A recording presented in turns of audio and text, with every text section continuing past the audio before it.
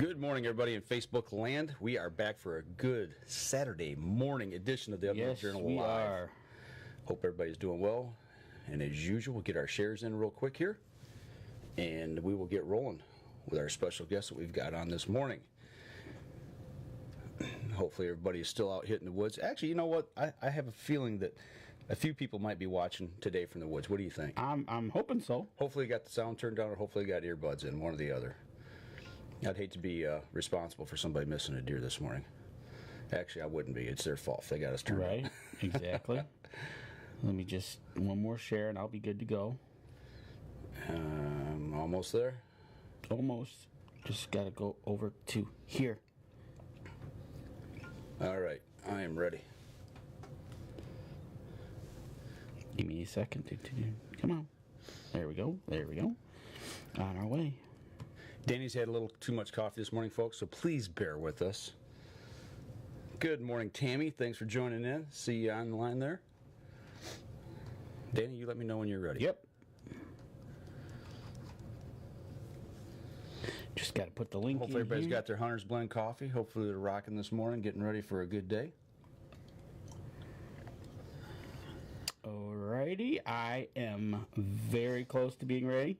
All right, well, I'm going to go ahead and start. You go right ahead. Stand by in 3, 2, 1. Welcome back to another episode of the Update Journal, everybody. Your host, Mike Adams, sitting in the cabin while Danny's playing on his phone here. Good morning, Danny. Good morning. How are you, sir? Yeah, I'm doing great, man. It's yes, it is. It's Saturday. It's a.m. We're in the cabin. Yeah. Only thing could be better if we were out in the woods. It's where we should be, but I got to work this weekend, and that's why we're doing the show today on Saturday morning. It's a little different, and we kind of warned you about it throughout the week, but if you've been following us this week, you notice that we've been talking about having special guests on, and if not, shame on you if you haven't been following us. So without further ado, let's just get into the show. You know what? Let's take our conversation a little south. You want to do that? Yeah, let's go south. Even after the Buckeyes beat Michigan? Hey, guys, what's going on, man? You guys doing all right? Hey, doing well. Doing real well. How are you guys doing? Doing all right, and I'm going to get some grief for that Buckeye statement, I know, from our Michigan fans, but you know what? That's just the way it is. It is. I was gonna discuss that comment there. But, hey, OH, right? I guess so. Roll Tide, I'm sorry. All I know is they better not mess it up tonight. That's all I got to say. Hey, our fingers are crossed too. If they lose tonight, that would be so sad. Yeah, well, I'm not going to go there. Hey, we got none other than Jake and Nick Miller for the OTown Outdoors, OTown Boys, what we call the OTown Boys. How you guys doing down there in Ohio? Been busy, but been doing well. We've actually been pretty fortunate this year with a good deer season and a healthy year. Everybody has been good in our family, so we've gotten in the woods a lot. No complaints. No complaints at all. Man, you got to like that. Getting in the woods a lot, that's the key to, I think, being happy, successful, having your mind clear, the whole 9 yards. Yeah, exactly. There's nothing like getting out in the woods and watching the sunrise or sunset if you're hunting. Yeah. But then that so peaceful where your ears are ringing. Yeah. Is just, it can be awesome. Silence is deafening sometimes, But absolutely, it's the recharge for the week. Absolutely, the next week, out there for the weekend. It's the good rejuice and recharge for the start of the next week. Exactly, and here in Michigan, we're coming off our rifle season. It ended yesterday, so we're starting our our December seasons that we're going to have here, depending on where we're at in the state. Archery, muzzleloader. Yep. But in Ohio, what are you guys up to? So it's actually the end of our opening, or our first gun season, rather. So today and tomorrow is the last 2 days. It opened on Monday of this past week. So we've been out. Jake and I both already shot our bucks, and in Ohio, we're a 1 buck state. You can only shoot 1 buck here. So we've been taking friends and family, trying to get them on a deer. I mentioned earlier, I got a buddy from your neck of the woods that I'm trying to get on a buck. He bought his Ohio out-of-state tag. So, yeah, we did some bow hunting during gun season. We like to still chase them with a stick and string now and then. So, yeah. And then after our gun season closes tomorrow, it opens back up for a 2-day. It's a Saturday, Sunday. Yeah, 15th and 16th of December. So then you got that, and then your bow season goes how long after that?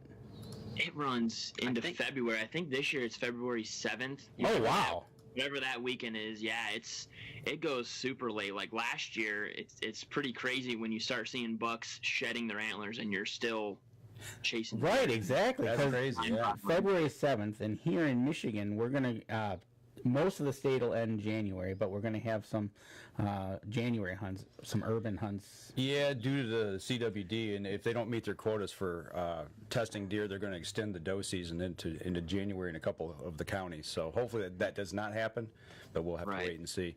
You know. So were you guys hit hard by that CWD? That's a good subject. You want to save that for like another show? It probably depends on who you talk to, right? You know, it's my opinion on it is I'm kind of like on the fence. I see both sides, and I don't know who to believe yet. You know, right? We had 20 new cases this year.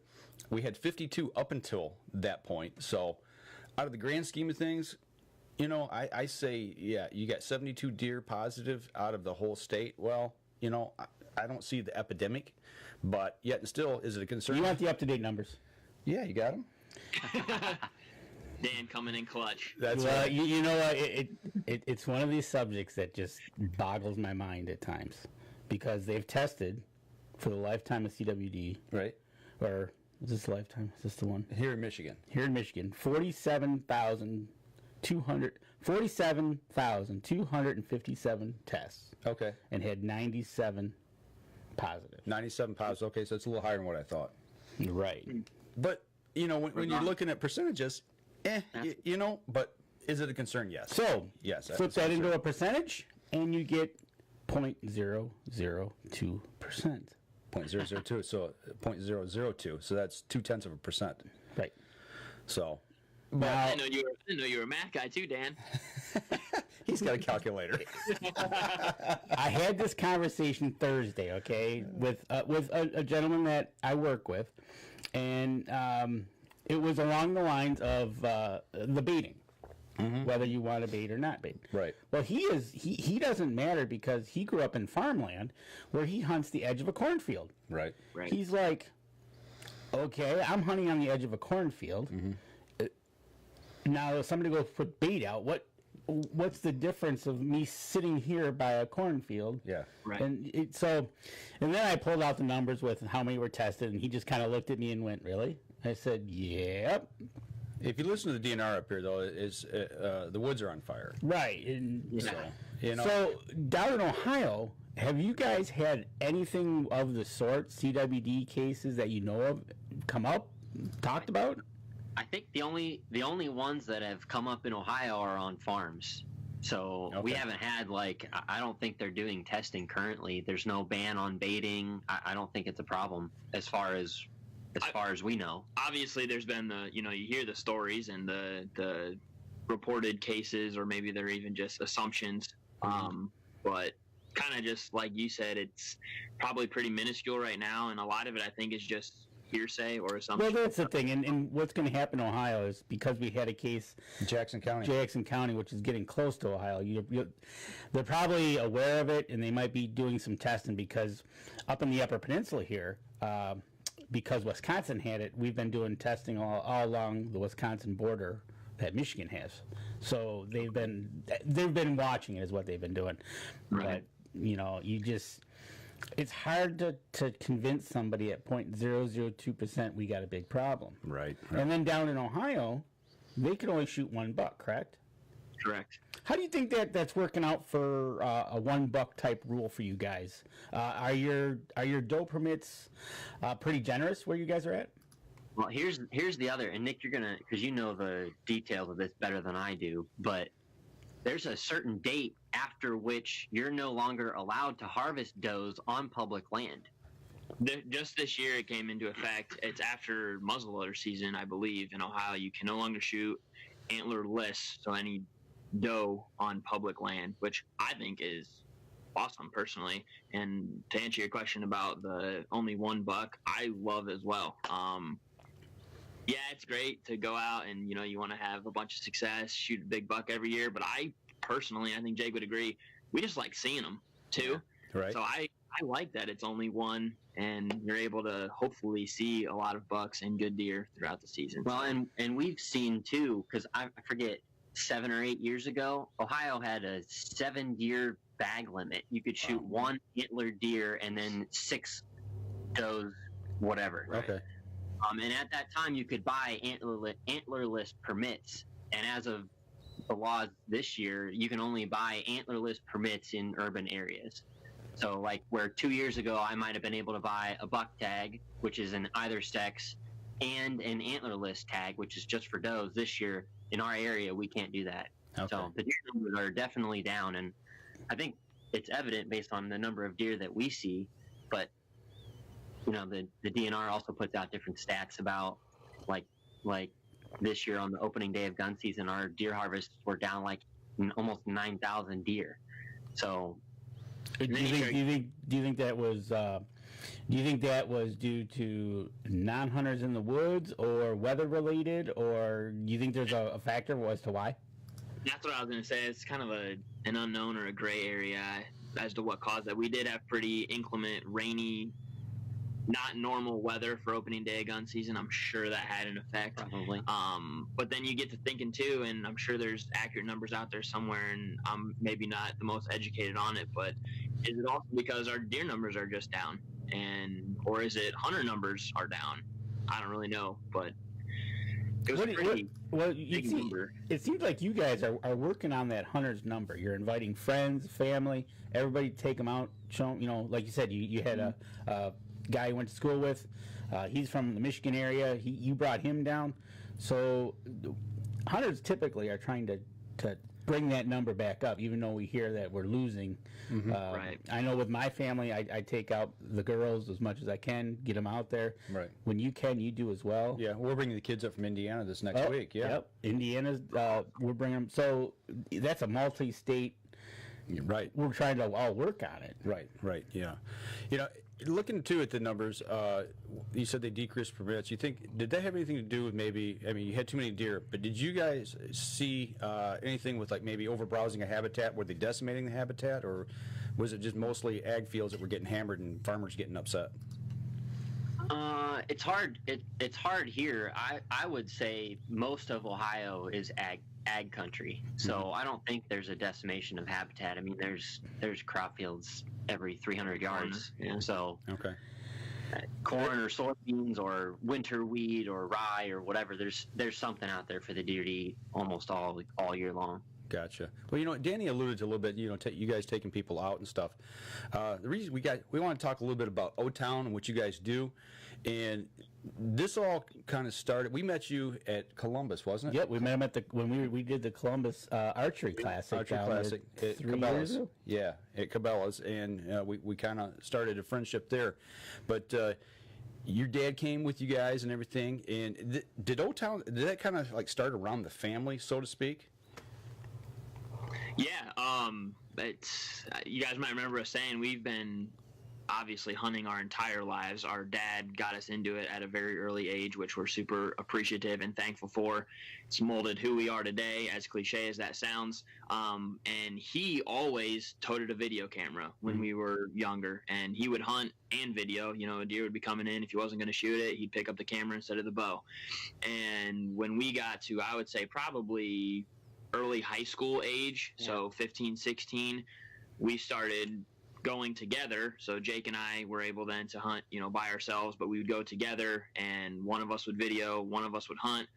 And then that kind of evolved, and our interest started to peak, and we started throwing videos together that we look at now and we think are pretty terrible quality, but we've just always really enjoyed doing it. It's never been something that we really wanted to, you know, what I'm trying to say is sometimes people turn hobbies into jobs and they no longer like it anymore. And Right. And that's exactly what Mike and I have said about what we do here at Up North Journal. And when it doesn't become fun anymore, yeah, we're not going to do it anymore.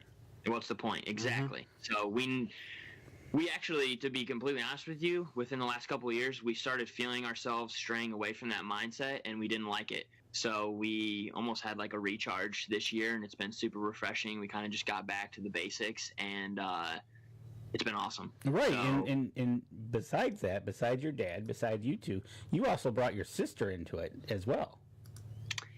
yeah, she's something else. She's actually killed the biggest deer of all of us. But yeah, it's fun to get her out there. And then, just like you said, we love taking family and friends.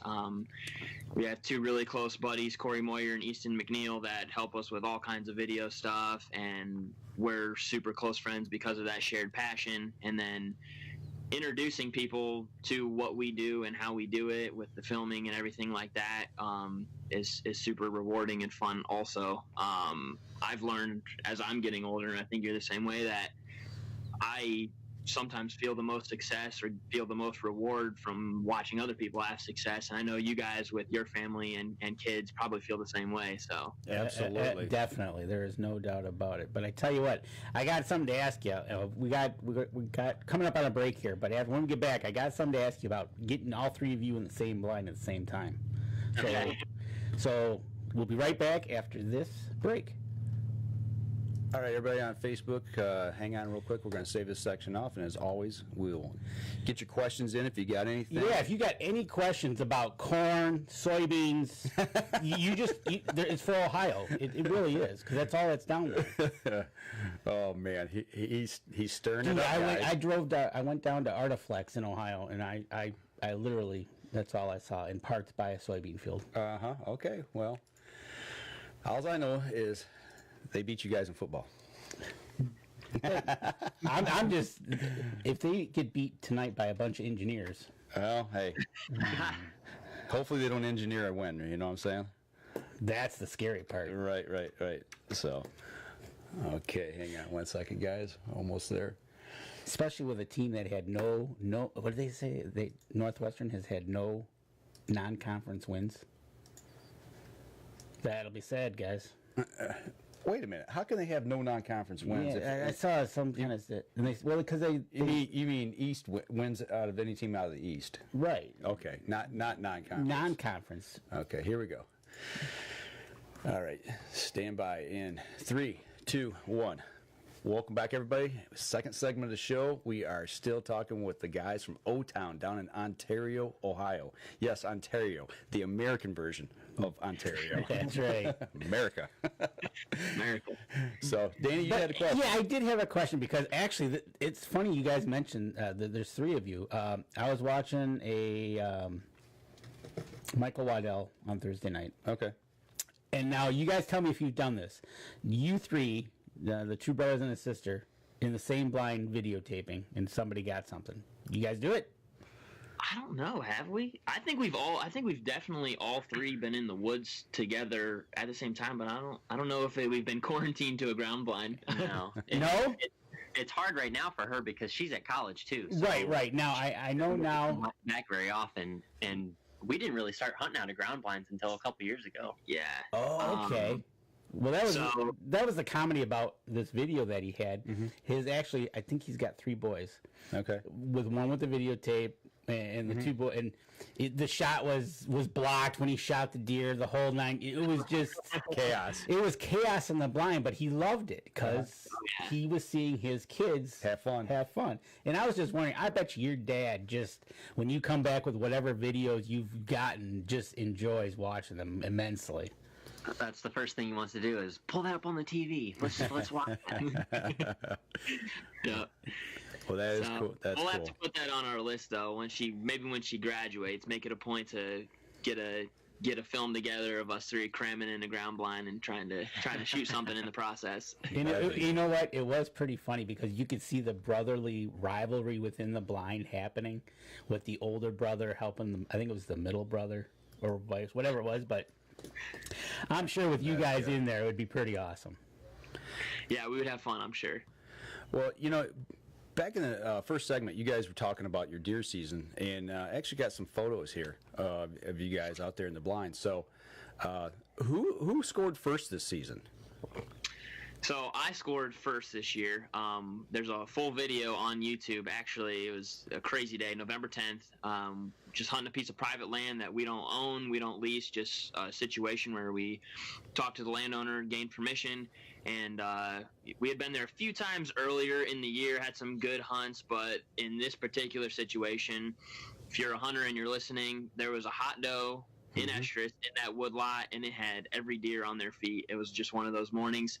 Had a beautiful wide 8-point come through, and don't know how it happened, but I missed. Clean miss. Not afraid to admit it.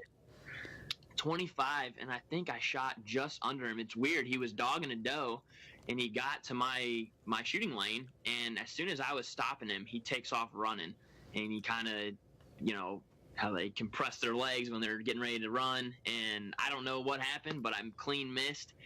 He was fine.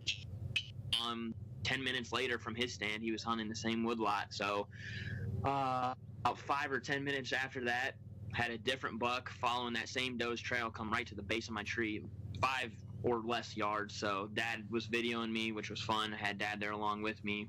It was an awesome opportunity. Took the shot, and he didn't run 70 yards. So I was the first one to score this year.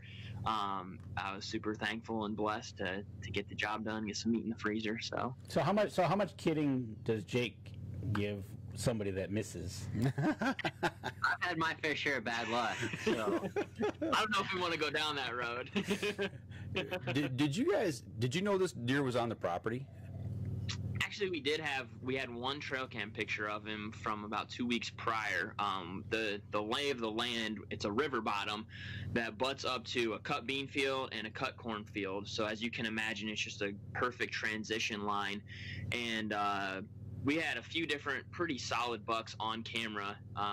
So we knew we were in a good spot, and we had a lot of hope that it was going to come together. I would have loved to wrap my tag around him, but as far as we know, he's still out there, and maybe we can get Dad or Rachel on him. We'll see. Still got plenty of season left. So, did you happen to nickname this buck anything? Because looking at him, the picture with you looking at the deer here that we've got up, yeah, it looks like on that right side, it looks like almost like a middle finger. No, he had a really unique rack, and it all happened so fast. It's funny, when I walked up to him, if you can see his left main beam is clean snapped off. Didn't even notice that when I shot him. Right. But yeah, he had a really cool rack, some funky characteristics. He was all scarred up, had a big gouge in the back of his head. So we didn't give him a name, no, but I did on our Instagram post when I shot him. I said he was a funky looking fella. Yeah. And I wasn't talking about myself. I was talking about the deer. Right. How old was he? Did you get him aged? Not sure. I'd say he's probably just a 2-year-old buck. It definitely wasn't a mature deer, I don't think. Maybe 2 or 3, but had a good body on him. Tasted good. So. He's a scrappy guy, huh? Right. Yeah.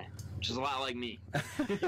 There you go. Beautiful buck, man. That was awesome. Now, we just seen a picture here get posted here pretty recently that your brother scored here. Nice buck, too. Yeah, that was, like 8 days later? Well, it was last Sunday. So, November, what was that, November 25th, I think, is what the date was. Yep. So, and that was my 3rd buck ever. Like I said, I haven't had very good luck. And I haven't shot a buck in 3 years. Well, it looks like you made up for it on that. Well, and Nick was filming me on that hunt, and that's the first time I've ever shot a buck with him as my cameraman, so that was pretty cool to be able to share it with him. We can't wait for that video to come to fruition. It was really fun. The one picture you had, it looks like, which has got the more of a purple sky to it. Mm-hmm. That's a great picture with the light and everything, and you guys did a fantastic job with that. You guys are doing a fantastic job with your pictures and your videos, and for that reason, if anybody wants to go and see your videos or come check out your photos, where can they go to find your stuff? Just go to YouTube and search OTown Outdoors, and all of our stuff's on there. I actually shared in the Facebook link here, I shared the video to the hunt Nick was talking about where he shot his this season. So right here, go. That's a good start. There you go. You can just follow the link right in this live feed video and go see the video on YouTube. And these guys, from when we first met them to where they've gone, like you guys have said, though, you guys have gone through college and somebody's gotten married and had a little one, right? Yeah. Right? A future hunter. Yeah, definitely. He's already the first word he said was buck. Nice. Teaching him right. I like that. That is cool. Which at the end of my video, there's a pretty cool clip in there. It was the first deer he's ever seen in person. Okay. So we brought him out to the truck when I got the buck home, and he got to have some fun with it. So at the end of that video, you'll probably get a kick out of it. Yeah. Nice. That's the key to, I think, people that don't hunt don't understand the family, the camaraderie, bringing our kids up into this stuff and passing that tradition along. I mean, and obviously your dad did one heck of a job doing it for you, and now you guys get to do it as well. That's awesome. Yeah, well, and his dad did it for him too. They belonged to a hunting club, and they would go pheasant hunting and rabbit hunting and the whole nine. It's just crazy, and I'm sure it's the same for you guys. Like our Thanksgivings and our Christmas parties when we get together as families, it's like that's just what we talk about. Like we just had our Thanksgiving with my dad's side of the family, and like I don't know that I talked about anything other than hunting with all of them because they're all big hunters as well. Just how we bond and how we communicate, it's almost like just in our DNA. It's you get up in the morning, you brush your teeth, and that's normal for most people. We do that as well, but hunting is also just like that. You just get up in the morning and it's just what you do. Yeah. So. Absolutely. I don't know if a day goes by that I don't think about something, whether it be habitat, deer management, strategy, or even if it's fishing, which I don't do a lot of, but it's always something to do with the outdoors every single day. It's just like you said, it's in you. It's bred into you. It's in our DNA. It's in our core, I think. Absolutely. So for them guys, we'll have to talk probably in the next segment. Right? I want to get their feel for what they do to prep themselves, because your season starts the last weekend in September, correct? Yep, correct. Okay, so I'd like to dive into their kind of what they prep going, like we prepped all year to get there, how they do it in Ohio, because it's a different dynamic down there. It is, and they got corn and soybeans, and it's just like, I don't have that, and you don't have that. Right. Yeah, so. It's how you prepare for those hunts. But you posted something on Facebook before. I think we got enough time here for the break to discuss this. You made a post this week, and you talked about the gun season's in full swing, but you're sticking true to the stick and string. Talk a little bit about your philosophy on that and why you guys during gun season you're still breaking the bows out and getting in the tree stands. What's going on there? What's the mindset on that? Well, we're not shy about hunting with a firearm, so I don't want to give that impression, but there's just something about being able to or having to get a deer within bow range that makes a hunt so much more adrenaline pumping. If you got a deer at 20, 25, 30 yards and you draw your bow back on them and let an arrow fly, I almost think it feels totally different than if you're shooting a shotgun at a deer that's even 50 yards away. Oh, absolutely. Oh, and that's the one thing. Whether you're sitting there, you're in a blind. If you got the bow in the hands, you got to get them within that distance.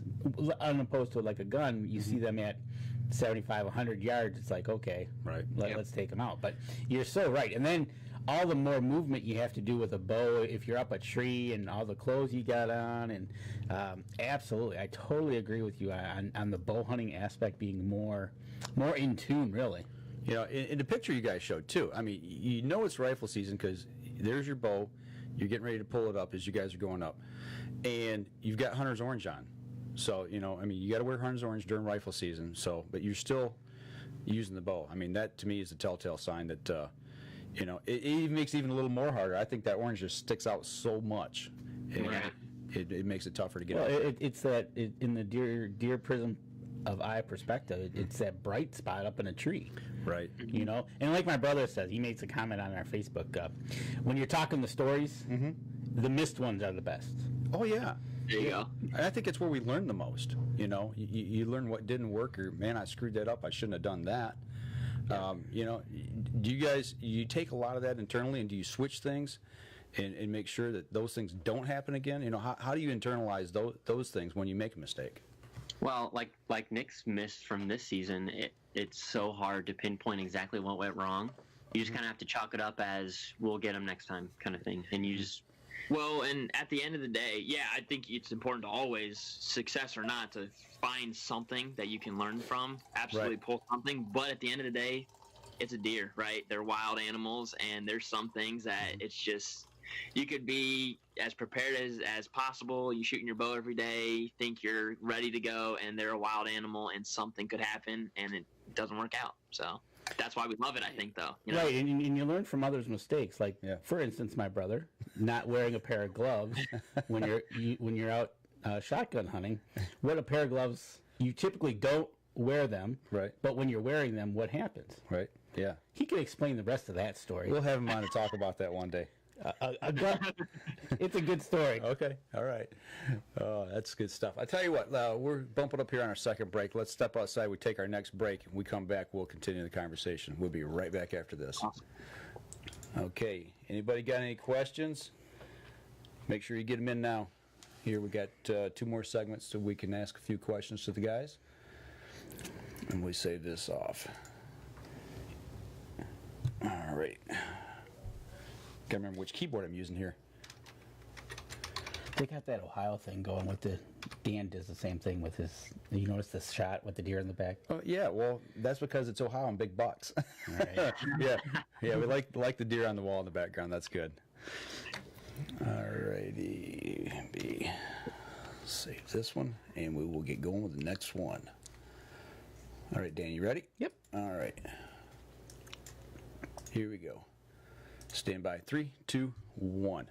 Welcome back. Third segment of the show, talking with the guys in Ohio, and they're giving it to Danny about the football game last weekend. No, they're not. To me, it doesn't matter. Like I said, my daughter went to Concordia in Chicago, and it's like, okay, whatever. All right. I'm not gonna lie. My Ohio friends are probably gonna kick me for this, but I was in the woods hunting when they were playing. So hey, you gotta do what you gotta do, you know.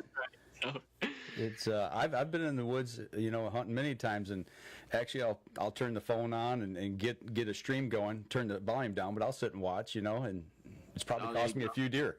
Now you guys both wrestled, correct? Yep. Okay, so and you wrestled where? We both wrestled in high school, and then I wrestled in college. Jake ran track in college, so we were both, 4-year. Well, you ended up being 5-year athletes in college as well. But we wrestled for the same high school. We were drill partners, wrestling workout partners. So. Oh, great, brotherly love. Right. It was a lot of fun because we weren't the same weight class, so there was competition in the room. But then when you went out on the mat, you didn't have to worry about it. Oh, okay. So. That's awesome. Jake's older, but I was bigger. So. and that's all fun. And what college you guys go to?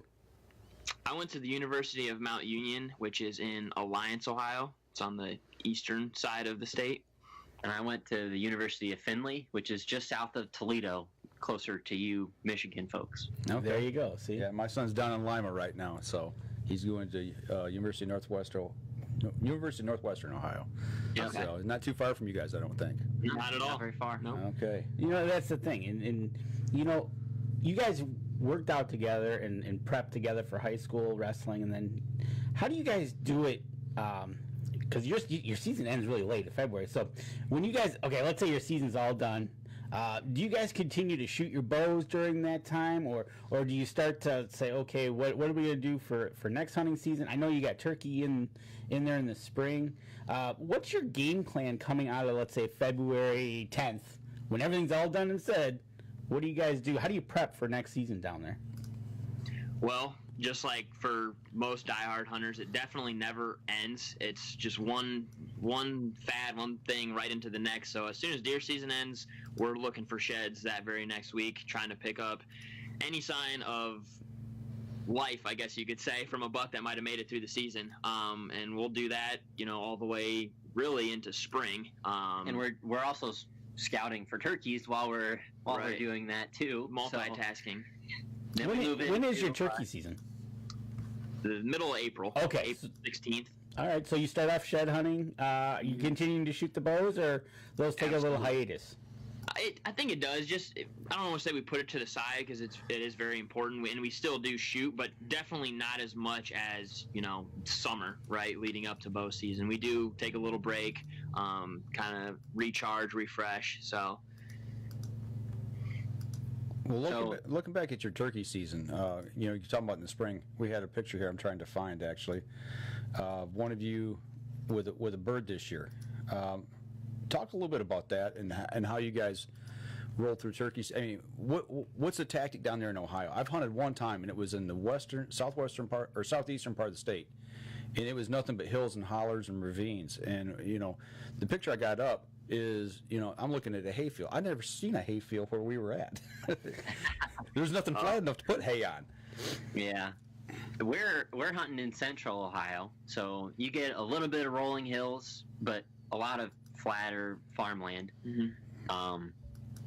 And it's run and gun for the most part. You set up in the morning if you roosted a bird the night before, and you might sit there for, I don't know how long, 45 minutes to an hour, and if you can't get them to come in on a string, then you're on another bird somewhere else. We jump properties a lot trying to get on a hot bird because our season's only a month long. So, and where it's at right now, the last half of it is everything's greening up, and it's so tough to get on birds late season, which is oddly enough when we actually had success this year. So, yeah. Right, exactly. Yeah. So you're shed hunting, preparing for turkey season. You got your cameras out, or? Yeah, we pretty much leave. I'd say not our full line of cameras out, but we still leave a few out throughout the spring. Just how it is. See if you can't capture something cool. Whatever. Still monitor the deer and turkey both a little bit. We do pull a lot of them though. But yeah, we definitely still leave them out. Try to figure out what's going on for that time of the year. Maybe what food sources they're using. We planted 2 different food plots on our dad's land this year, so we'll definitely leave cameras over them and see what deer are cruising through there for the entire year. Okay. Speaking of a hunting area, now for me, mine's an 8-hour drive to hunting camp, and for you it's 2.5.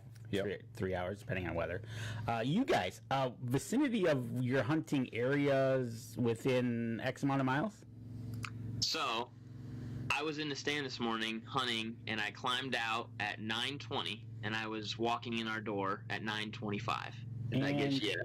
So it's 30 seconds up the road, which we feel very fortunate to have access to that, because like you just said, we have a lot of buddies that drive hours to go hunt for a weekend, which is tough. And it's tough on your vehicle. It's tough. It's a grind, right? Mm-hmm. So for us, we have access to a few different properties within 5 minutes of the house. We have public land that we've killed a lot of turkeys on. We deer hunted this year. That's 10 minutes from the house.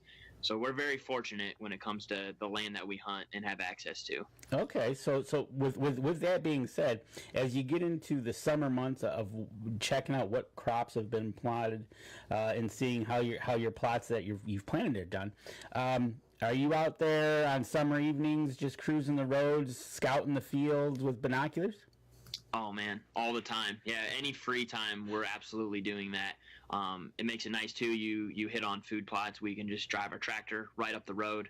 There's a little backcountry road, takes us right to the property. Take the 4-wheeler up there to check a camera, whatever it is. And we definitely don't look past the fact that that's not normal. Well, I shouldn't say not normal, but not everybody has that luxury, and we're appreciative of that. Yeah. Speaking of that, another Thursday night I was watching a show. Do you guys find that when you're driving a tractor, ATV, a vehicle, because you're in the agricultural farm, the deer tend not to worry about the noise of that vehicle coming by as much? I don't know that we're always still very careful about it because of like I'm sure the show you watched was you blow the deer out of the field with a truck or whatever, but if you're going and you're hunting and you're parking, a deer could pick up on that, and they can pattern your activity just like we try to pattern theirs. So we always try to be very careful about it, but we do have some. I mean, there's a highway not too far from where we hunt, so you hear trucks driving by and traffic, and I think that might help us a little bit. That's an interesting topic to bring up, though, and I'd be curious to have opinions from other people, because I've done some research on that. And actually, I don't know if you guys know Joe Sir. He owns Risen Media. He had a TV show called Hollowed Ground Outdoors on the Outdoor Channel. Yep. But he had said that he has his wife, when she can, not always, drive her truck to his stand to drop him off and to pick him up at night, because the deer, they're not bothered by it. They just run off into the woods 20 yards and they'll come right back. That's exactly what they said, and I can't remember what show it was, but they were trying to figure out how to get into the stand, right? And they're like, oh, the wind's bad, this and that. And right. They said, you know what? We're in ag field. They know the tractor. They know the cars. They just drove the truck right to the blind, dropped the guy off, turned around and left. And it was like no big deal. And see, we deal with that dynamic at our camp, and we're split right down the middle. You know, half people want to drive, the other half don't want to drive. We try to work together and have, like, whoever's driving the furthest out, have them drop people off as they go along. And that seems to work well, especially at the area that I hunt, because it's there's two people that hunt beyond me. And, you know, that traffic's constantly back and forth through there. But it's only during the hunting season, and that's the thing that I wondered, like you had said, you've got a place you hunt near a freeway where they're used to hearing that. Well, when this is my own personal belief, and I think there's other people out there that feel the same way, maybe even have backed this up a little bit, that when you drive through an area continually, they become accustomed to it. Yeah. When you're doing it, 2 to 3 weeks a year during hunting season, rifle season, it throws them off. Then they know something's up, right? Yeah. It's not normal anymore. Yeah, I think so. Definitely situational, I would say. So along those lines, a cousin of mine bear hunted last year. Okay. And he got with a outfitter up north, around our area. And the one of the spots that he took him to, and he kid you not, was less than 100 yards off of a main highway, where you heard trucks, semis. But he had on camera like 8 different bears. Okay. And sure enough, he was sitting there. He had a bear come in, and a truck went by and scared it off. But it wasn't a few minutes later, another bear came in. Okay. So like you guys said, it's situational as to, are they hearing it anyways, or... Yeah, I think that makes a big difference. I really do. It does. Like we get conditioned to certain things. I think it makes a big difference that way. All right, so you guys have been in the summer. You guys have been scouting every evening, glassing. Coming into September, gearing up for your opener. Is that when you go play stands August, September, get them what you think you're going to be the right spots? A lot of our stands are done whenever we can find time. So if it's in June and we have a spot that we know we want to put one, we'll hang it up. If we have a spot that we just find in September, which happened to us this year, we scout it really quick and then go and find a spot and put a stand up. So pretty much whenever we can have the time to do that is when we put them up. And we're constantly, like, driving down a road, our eyes are on the field just as much as they are on the road because we're constantly scouting. Yeah, so. It's a great point. It reminded me of, I love memes, like, on Facebook, and I saw one the other day on a hunting forum, and it had an officer that had pulled over a gentleman, and the officer said, "Sir, have you been drinking?" And he said, "No, just looking for deer." That is a true statement. I don't know. My wife gets on me for the same. What are you looking at? When you guys are out or when you're out putting stands up, or maybe checking your trail cameras, do you worry about scent control at that point in the season? Are you big scent control believers, or do you just do your own thing and not worry about it? I would say not like we used to be. We used to be fanatics with scent control, and now we really just try to hunt the wind for the most part. We've had so many hunts where our clothes are washed in scent-free stuff. We spray down. We make sure our everything's clean. We have, like, face wipes to wash our face off, and still get busted by deer because the wind is wrong. So if you hunt the wind, it doesn't necessarily matter what your scent control is like because the deer aren't going to smell you anyways. I think it does help. I definitely think all of that does help for sure. But as long as the wind's in your face, I mean, like Fred Bear, right? He probably never used any sort of scent control. Well, it didn't exist. Yeah. You know, that's the thing, guys, right? You know, as long as you don't go smelling out there smelling like bacon. Right. Have a bear climb up the tree. Right. You know, you're right there. You hunt the wind, or you hunt the stand that you're hunting. Typically, you've set up. I know some of my stands that I have, the deer aren't going to come from that direction typically. Right. But sometimes they do, and sometimes they don't, and they tend to look up at you and kind of go, "What are you?" Yeah. I don't remember that blob being there. Yeah. There's so many different philosophies on that too. We have a friend in this area that he smokes his clothes like in a Hickory smoker. smoke. Yeah. So he smells like smoke, and it's what he uses as cover scent, and he always has good success. So there's so many different philosophies out there, but I mean, if you're in the woods, it's a good day no matter what you're doing. So I've heard that before. A lot of guys talk about the campfire smoke, Yep. to camouflage scent or cover scent and get in the woods. I remember back when I was little, my dad would take me to public hunting grounds we used to go to. Had a big fire, and guys would hang up their coats around that fire, and that was their philosophy. It's like, well, if they can smell that smoke. It's something that they smell quite often, and it's going to help cover my scent. So next bonfire we have, you're going to be out there in full hunting gear. No, I'm more of a scent freak. I'm like what they said. I know you. I know you are. That's why I said that. No. Well, let me ask you this then.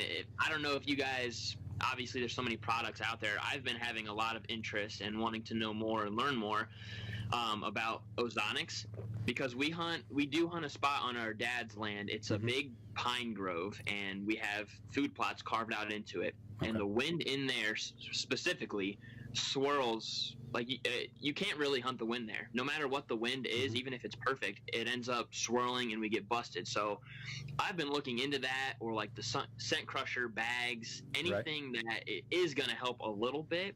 And I had a great response to a question about ozonics. I had all kinds of people saying, they swear by it. It absolutely works. You won't get busted, this and that. So I didn't know if you guys had any experience with that or not. But no, Jim Beasley, our pro shop guy that owns Spot Shooter Archery, he has ozonics, and he just started using it this year, and I haven't talked to him about it. Okay. But yeah, from what everybody says, they say it works. The people that I know that use it swear by it. Yeah.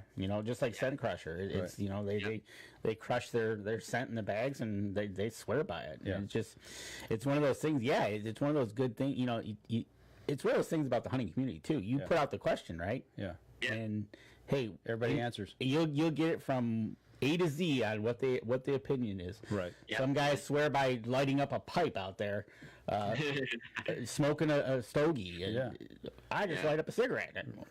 Yeah. Yeah. Yeah, I think you get opinions all across the board.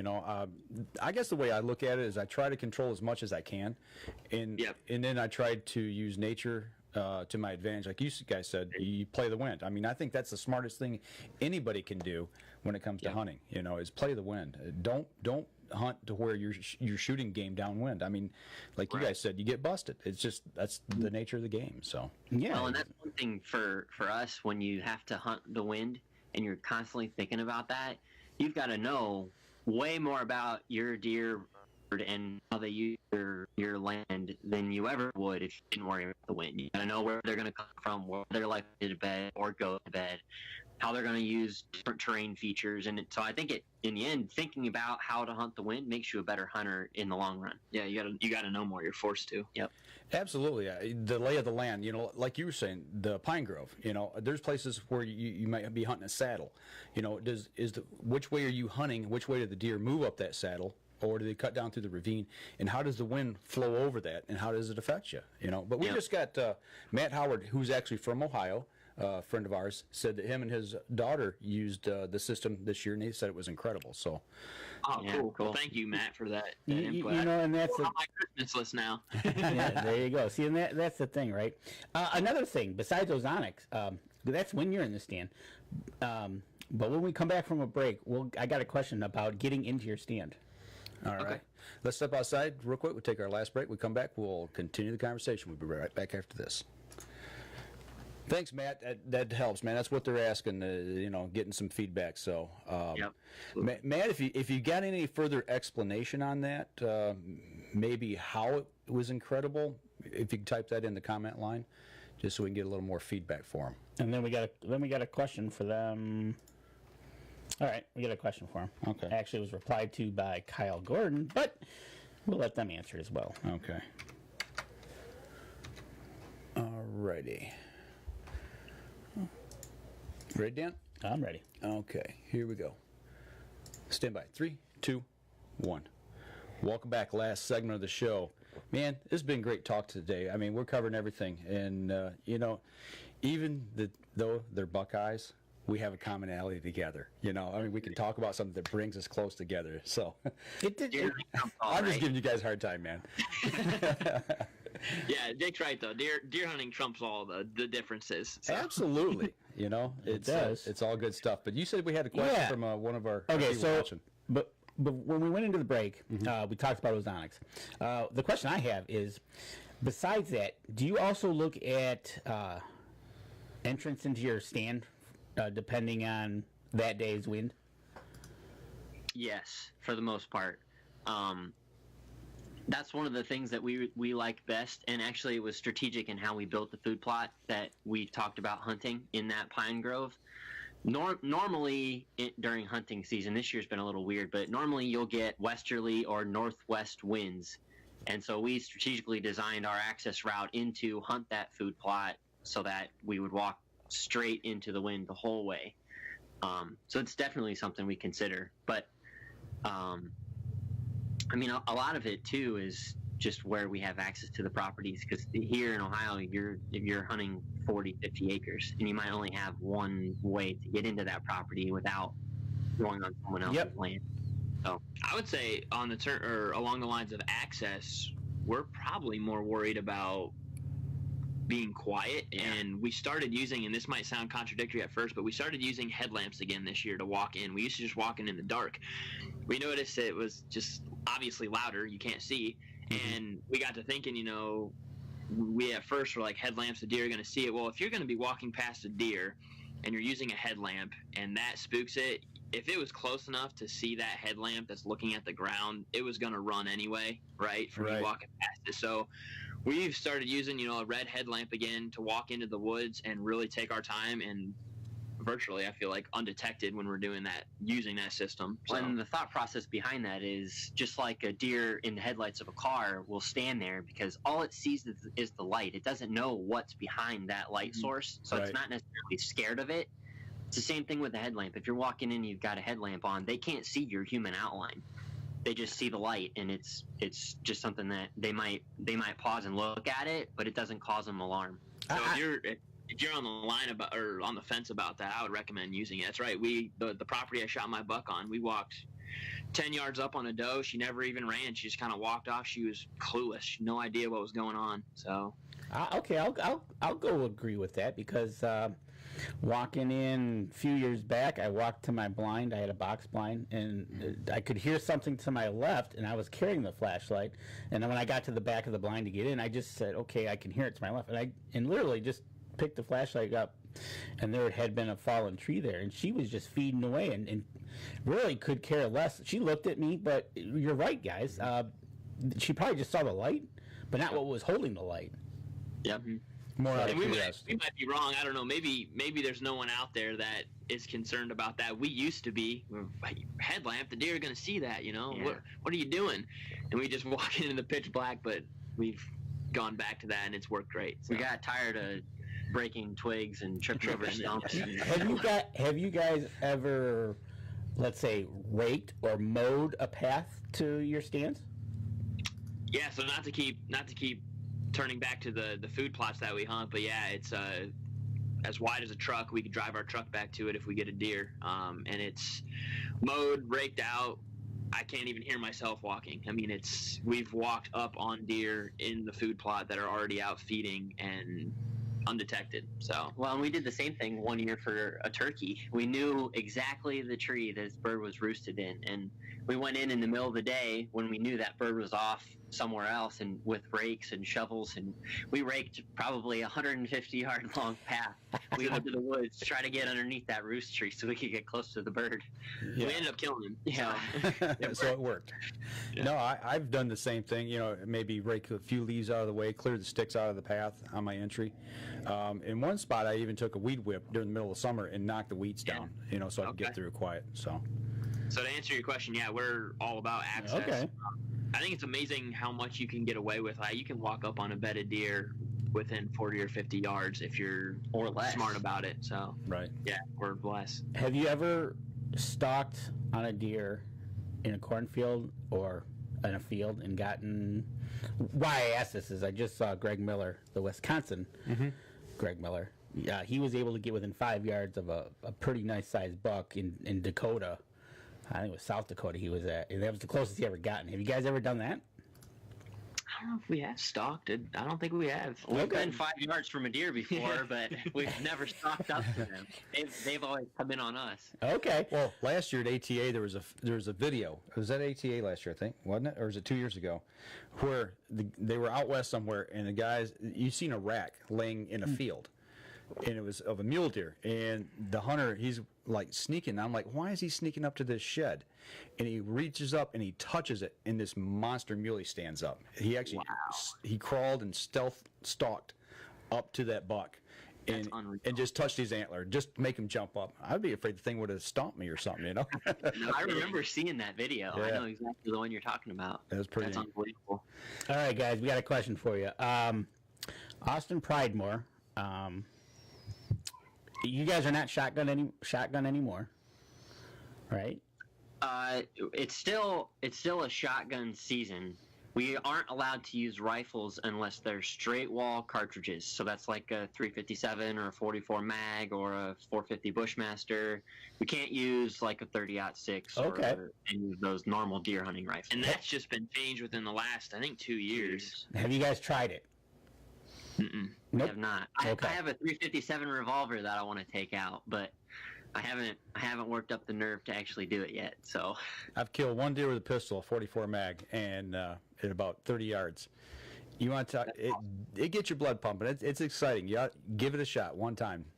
well, and that's a firearm that you have to have a deer pretty much in bow range in order for it to be successful. So Absolutely. that would be my draw to it. Right. We talk with, or Matt Howard had made that comment about the ozonics. He commented some more here. He says, well, we're not pros, but he said it helped us out with any issues on scent.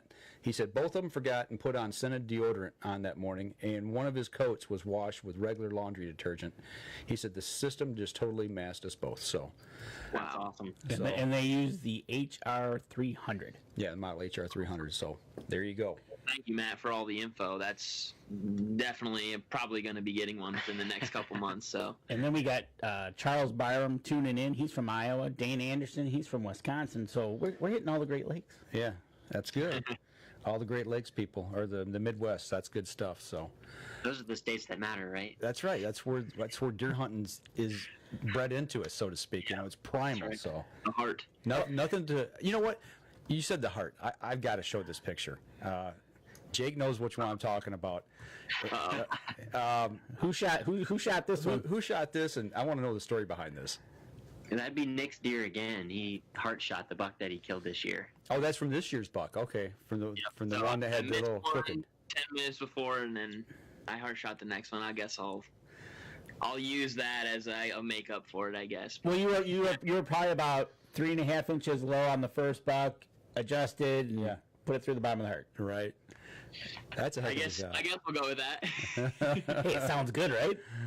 Yeah, that's right. Yeah, that's right. Speaking of photos, I mean, this is something else you guys do. Not only video, but you do photos. And I'm putting up now the one of the fawn. And your brother told me a little bit about this and the story behind it. But when I first saw the photo, I thought, okay, there's a little buck, and he kind of maybe shook and had some water or snow on him. He shook it off. But that's not the case. Those are actually spots on a fawn Yeah. with snow on the ground late season. That was November 10th. That was the same day. Season. It was the same day I shot my buck, and it was you actually videoed it from your stand. We saw it too, but it was a little further off, and we had never seen that this late in the year. So when we posted that, we actually got some feedback, because I'd never seen it in this part, but some other people had interacted with us and said that it's not out of the ordinary, but they've seen in the past a fawn that was born, obviously a lot later, wondering if she's going to make it through the winter. Right. She's younger. So, it just was something unique we hadn't seen before. There was actually a guy that commented on it, a friend of ours, and he said he's seen a fawn with spots as late as February. Really? Wow. That's crazy. What would that have to be, like a September born fawn? Yeah, that to me sounds like a complete oddity. Where we're at up here, May, June, and July is that's our 3 months of. Because we have so many deer that the bucks can't breed all of them on the first rut, so they go through a third cycle called trickle rut. We've talked to Dr. James Kroll about this extensively, and Dr. Deere out of Texas, and this is what we deal with up here in Michigan. I've actually seen spotted fawns in November. It's not good. I mean, it's definitely not good, and that being that late, it might just be one that maybe didn't get bred, that was nowhere near a buck, and maybe just went into cycle late. It could have been that year's fawn that got bred, because they have to be, I think, 80 pounds before a doe can be physically capable of being bred. It's something to do with the hormones, and maybe she reached that age or that weight a little later than normal. Maybe that's the case. I don't know. I'm just throwing out ideas. So what are the odds you think of them surviving? Does it diminish quite a bit? It hurts them, but then again, you guys are in Ohio, and that little one there would probably make it through if there's good ag around and plenty of food sources. That's the key. I think I had I'd say a smaller type doe, and if you get a soft winter with the food that you probably got still left around in the woods, the survival rate jumps way up. Yeah. I don't know. What's your predator rate? Do you guys got a lot of coyotes in the area? There's a lot of coyotes. Really? Yeah. I guess that would be the one thing that would probably be more detrimental to a young fawn like that through the winter. Our taxidermist, actually, he lives about 15 minutes from us. Over the course of one deer season, he trapped how many? It was like 28, and it was just throughout deer season. It was in a river bottom. So it was like, I think he had 2 traps set, and it was on like a 40-acre piece, and he caught 28 coyotes over the. It might have even been more. It was at least that. But. You got and that seems to be the theme that as hunters we need to kind of start really looking at is, okay, our deer is one thing, but we really got to start going after the predation that we got in the area that we can go after. Right. Well, this is an interesting thing about coyotes too. I don't know if you guys know or have heard of Steve Ernella, but he does a lot of research on stuff like this, and there's actually published studies that show that when coyotes run in packs, when a female gets killed, regardless of the time of year, her death automatically causes their breeding cycle to restart, because they want to replenish the population of their pack. And that's why they grow so rapidly all over the country, because as soon as one female is removed, everyone starts breeding again. I had no idea on that. That's fascinating to know that. Yeah, I had no clue. And I know we've got a huge coyote problem in our area where I hunt. I don't know if you listened to a couple podcasts back, but when I was bow hunting, it was a Wednesday evening, and I was getting ready. I started to put a few things away in my pack and get ready to come out of the stand. I had like 15 minutes of hunting light left, and it was getting dark, so I'm like, okay, it's slowed down. There's nothing there. I'm just going to go ahead and start putting a few things away. And I had 4 different packs of coyotes around me. They all sounded off like within a minute, like 10, 15 seconds apart, and they were like a quarter mile away. There was like one over, to my left, and then there's one to the right, and then there's one behind me to my right, and then there's another one behind me to my left. It was like 4 corners, and there's at least 3, I'd say 3 to 5 in every pack. And I came out of stand, got down, and I'm like, okay, deer hunt just turned into a coyote hunt. And right west of you, we had Mark Storks, friend of mine. Yep. He was dragging out a deer, actually, and they started following him. They got within 20 yards, I guess, and we want to have him on the show to hear about that, because I imagine that's kind of one of those feelings you get when you can see what's kind of following you, and you're going, "Gee, I'm carrying your dinner." Yeah. Right. Yeah, that's a really primal feeling, I'm sure. Oh, I imagine. And Galen out on Facebook, and Todd, they're once he gets his buck tag filled, he's going to go get some coyotes, and Todd Ward is working on helping the area for coyotes as well. So, they're getting to it, and well, Chris Kreiner up here in Michigan, Yep. that's what he does, man. He just smokes coyotes, and we're going to try to get him up to our property, hopefully in January, February, and get a hunt on and try to do some damage to him. Well, speaking of Galen, we're gonna hook up and go sometime. He's a friend of ours, and he slays them, so he can probably give some awesome input on how to hunt them. I believe he does it at night with a spotlight, but as long as you get them as well. Speaking of getting them, okay, you guys hunt Ohio, each of you, dream hunt. Ooh. Each of you, give me. You got anything in the world? Jake, you want to go first, Nick? Oh, Nick, you're probably gonna think mine is a little different and weird. And it's not necessarily a hunt, but I want to kill a turkey in as many states in the United States as possible.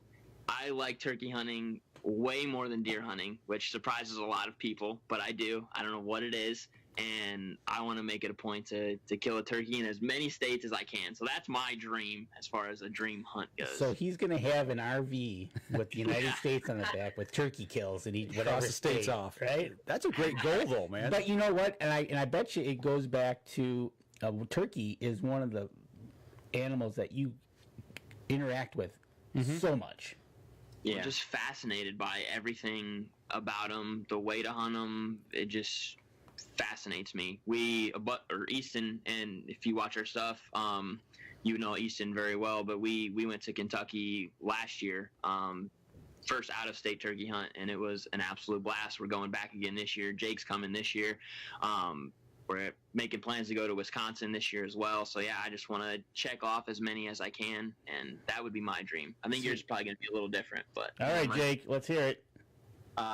So ever since I watched I forget if it was on like a Realtree Monster Bucks video or whatever, I saw Jim Shockey hunting moose in the Yukon, and that's been my dream since I was probably 3 years old.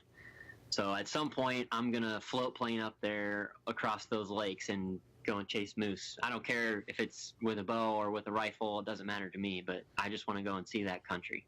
I'll go with you on that. Especially, I was watching the show, and they were after moose, and they were taking the boat, going up the river, looking and doing that. I tell you what, you guys are into video, and I know you know who Kuyu is, right? Kuyu? Oh yeah. Okay, you know who Pedro de Ampora is? I'm wearing their shirt right now. Absolutely, yeah. We've worn Kuyu for a few years. So, all right, yeah, Pedro. Yeah, go look at his Yukon moose hunt. That we interviewed him last year at ATA for the podcast, and he talked about it. And then here, I don't know, maybe 6 months ago, that video came out, and it's an archery hunt.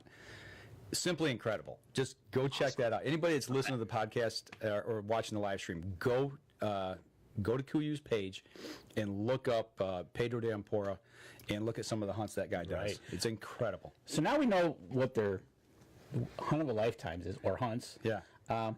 Favorite recipe of what game animal? Ooh. So this is influenced me by a couple of good friends of ours, Scott and Seth Perkins. They run White Feather Meats here in Ohio, and they also have their own seasoning blend. But we hooked up with them a couple years ago, and they have a recipe that my wife, she's amazed by it. She loves this recipe, and it's like 3 or 4 times over, you butterfly a strip of venison backstrap. You could do it with elk or moose or whatever backstrap you want to use. And you butterfly it so that you get this nice, 1/8-inch thick square hunk of meat. And you fill that with mozzarella cheese or mushrooms or peppers or whatever kind of filling you want. Roll that baby up, tie it, put it on the grill. Oh my goodness. Delish. Okay, you're gonna have to send me that recipe. My belly's growling right now, man. Not having breakfast yet. This is killing me. That sounds good.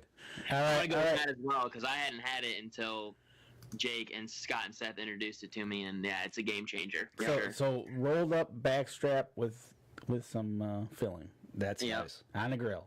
Yep. And I tell you what, if anything going away from this interview, you have made a new best friend in Tim Cius. And if you watch his, he's one of our sponsors, Out on the Limb Game Calls. And he is into turkey Cool. beyond. He's not really that far away. He's over in West Virginia, Harts, Yep. West Virginia. So, yep. Well, hey, Tim, if you want to come hunt some Ohio birds, shoot us a message. There We'll be you go. out every day this season. There you go. Hey, does that go for Michigan people too? Right. Hey. Hey, you know, you want to cross Michigan off the list? Let us know, and we'll see what we can do and put you on some birds. Cool. We'd appreciate that. Same for you guys too. Have you guys ever hunted Ohio? Yes, I hunted turkey down there one time, and like I said, it was in southeastern, and it was in the hills and hollers, and it about killed me. Yeah, those hills. It killed you back then, but it's not going to anymore because. No, man, I'm starting to get a little stealthy here. When did we start? October. Middle of October. You guys and I do- hitting the gym. Yeah. Do you guys work out to stay in shape for season? I mean, you guys are pretty stealthy anyway, but I mean, do you do anything like that to stay in shape for the season? We both took, because we were athletes our whole life and athletes through college, we both took some time off after that. And I'm hitting the point now where I get up every morning and start to do a little bit of exercise. I don't know that it's specific to hunting.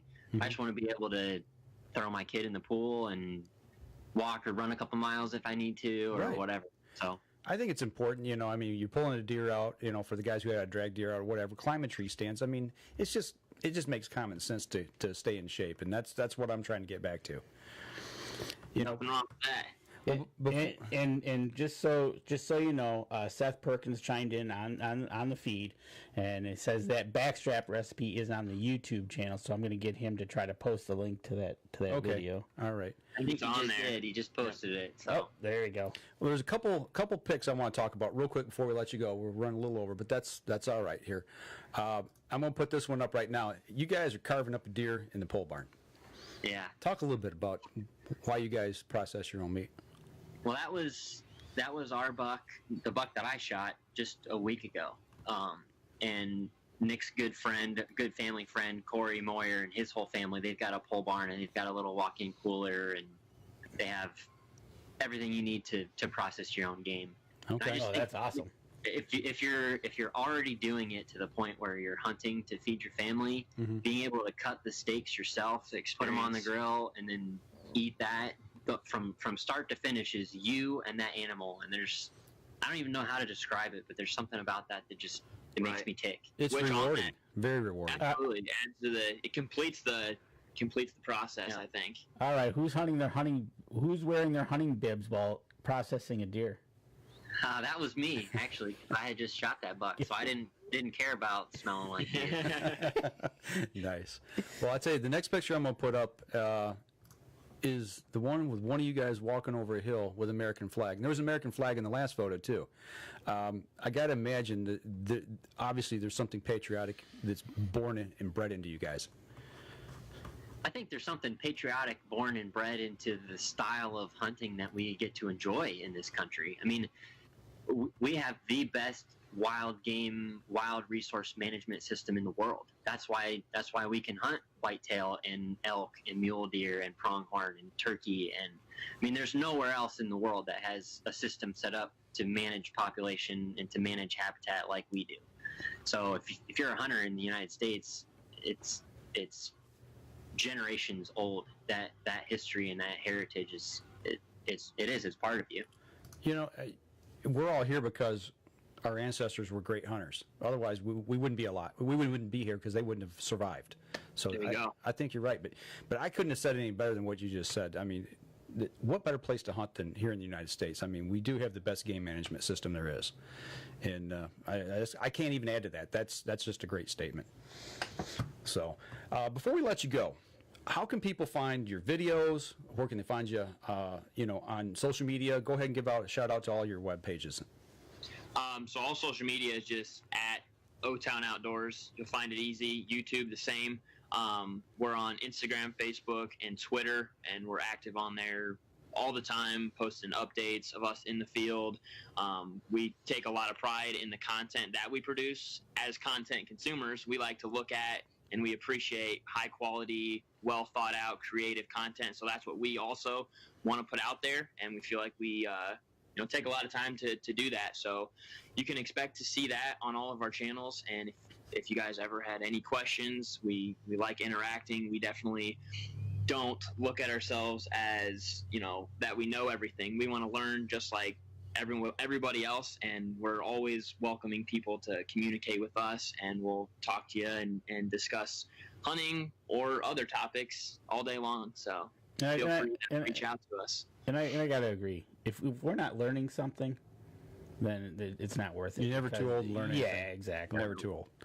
Well, I appreciate you guys taking a little bit of time here to sit down on this Saturday morning. Sorry to pull you out of the tree stand, Nick. No, I was looking forward to it. You came out just about, when that big buck's going to cruise by. He probably just kind of waved at you, as you walked out of the stand, and I apologize for that. No, we were looking forward to it. We had a lot of fun. We appreciate you guys, and it was awesome catching up. All right. Well, I tell you what, for those of you on the podcast, that'll do it for us this week. We'll be back again next week. Danny, are we going to probably be up at your camp? I don't know if we're going to do something live at camp, or if we're going to do it back here Sunday night. So we'll put some messages out so everybody can kind of see where we're at with that. So that'll do it for us on the podcast this week, folks. Take care. And for everybody on the live stream, we'll hang here for a second. If you guys got some questions or comments or anything you want to shoot to these guys, let us know. We'll pass them along. So, guys, what's in store for you here between now and the new year? I mean, what do you guys got going? So we have plans to take out some more family and friends, get them in the woods. Jake or myself will probably try to fill a doe tag just to get some more meat in the freezer. And we, on our dad's land, we have, for whatever reason, a lot of mature doe there. So we definitely want to take a couple off that property. Okay. We actually hunted Kentucky, their opener, and we're going to go back to Kentucky for their muzzleloader season next coming weekend. Okay. So go try that out too. I watched you guys kind of do that. How is it down there for deer? I've seen some really, really nice buck photos coming out in the area you guys go to. Lots of deer. I think there's a lot of deer. It's so much different. I mean, we're hunting ag country almost exclusively here in Ohio, and I think down there it's probably a lot more like where you turkey hunted in Ohio, rolling hills and deep hollers and river bottoms, and so you climb up a tree and only you're 20 feet from the edge of the hill going up. That's exactly how it was when we hunted it. Yeah, we went for the opener, which was September 1st, and it was 100+ degrees. So as you can imagine, the deer movement was virtually non-existent. And our movement should have been a lot less than what it was. we lost a few pounds that weekend. But That's good. We're hoping for some better success next weekend. Tim C.S. wants to know what part of Ohio you guys are in. How far from Columbus are you? We're like an hour north of Columbus. If you look at Cleveland and Columbus on a map, we're like right in the middle of those two cities. Okay. So Ontario, or better known Mansfield, or like a suburb of Mansfield, Ohio. Yeah. Oh, you're by Mansfield? Okay. Yeah. Anybody else got any questions here? We'll stay on here for a few more minutes. And you talked about through the taking people out through the holidays, like for Christmas. Do you plan hunts around Christmas at all? I mean, is that like a big family function where, hey, cousin Joe's coming over, we're going to get him out in the field and take him out? Do you do stuff like that? We used to do a big rabbit hunt at our grandfather's, my dad's father's place, and it would be uncles and cousins and whoever wanted to walk through some brush and try to jump some rabbits. Whoever wanted to be the go-to dog of the day. As I was going to say, so when you guys were little, did they make you guys become the beagles and run and stomp piles? Actually, no. It was really. whoever brought the brush pants who got to walk through the briars. Yeah, it ended up being Dad most of the time, but nobody signed up for that duty, huh? They wanted to be shooters, not the brush guys. Yeah, that's right. Good stuff. So to answer your question, yeah, around the holidays, we have some family cousin of ours that moved to North Carolina that deer hunts. So when he comes back into town, we'll try to get him out, once or twice, and we do pheasant hunts every now and then. So that's awesome. That is so cool. I remember going on a rabbit hunt a while back. This was years ago when Mikey, my oldest boy, he's 24 now. I think he was 16, maybe 17 at that time, and we went out. And this was like the week between Christmas and New Year's, and we went out on some land and stomped some piles. And I had my great grandfather's 16 gauge double barrel shotgun. And I took 3 rabbits that day, and he actually passed away with that gun in his hands. He was squirrel hunting, had a heart attack in the woods. So it really meant something to me to be able to take game with the same gun that he used to put food on the table. You know, so yeah, family, man, it's what it's all about. It is. That is cool. I'll tell you what, we're going to let you guys go. We know you guys got stuff to do, and it's a weekend. You should be out in the woods instead of talking to us. You guys too. But yeah, well, I got to work tonight. That's the only reason I'm here. So you guys, good luck for the rest of the season. Take care and stay in touch. And, you know, if anything you guys want to talk about, let us know. We'll get you back on the show. And if you want to hunt Michigan, come on up. Let us know. We'll plan a trip and do something. Will do. Sounds great. Right back at you guys. Thank you very much again. Hey, not a problem. Y'all take care. I tell you what, for everybody here on Up North Journal, we're going to sign off right now. And if you guys hang on just a second when we're done here, and we'll let you guys go. We'll be back again next week.